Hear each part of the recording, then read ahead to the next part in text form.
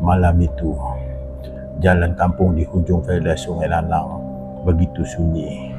Cuma bunyi cengkerik dan daun sawit yang bergesel di tiup angin. Amir, seorang pemandu e-hailing, baru saja habis menghantar penumpang yang terakhir. Dia ambil jalan pintas melalui lorong kecil yang jarang orang guna pada waktu malam.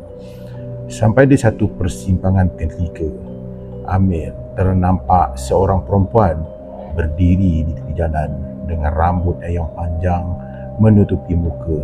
Kainnya lusuh sampai mencecah ke tanah. Amir perlahankan keretanya. Masa lampu depan kereta meneranginya, Amir perasan yang perempuan itu tak ada bayang langsung. Sedangkan tiang dan pokok-pokok di belakang jelas terbayang panjang ketika disuruh lampu kereta. Jantung Amir mula berdegup laju, tapi dia cuba untuk buat macam biasa dan memecut pergi. Baru 100 meter, tiba-tiba telefon Amir berbunyi. Notification masuk. Tapi bila dia tengok skrin telefon dia, kosong. Tapi yang pelik, dalam pantulan cermin tengah, dia ternampak perempuan tadi berjalan ikut belakang kereta.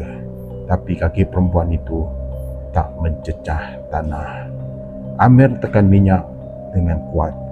Bila dia sampai ke jalan besar, dia baru perasaan seram itu mungkin makin kuat, seolah-olah ada orang yang duduk di kerusi belakang.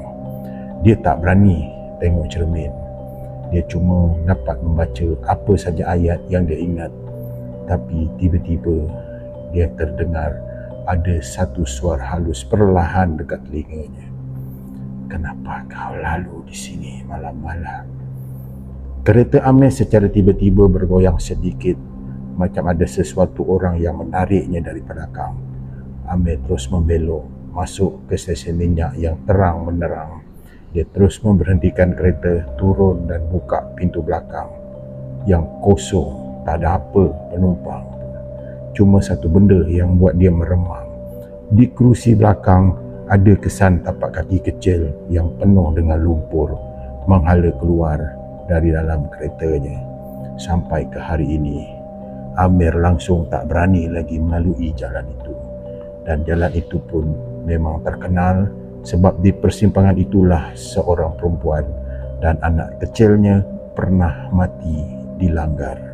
Dan saksi berkata mayat mereka dijumpai tanpa bayang di bawah lampu jalan.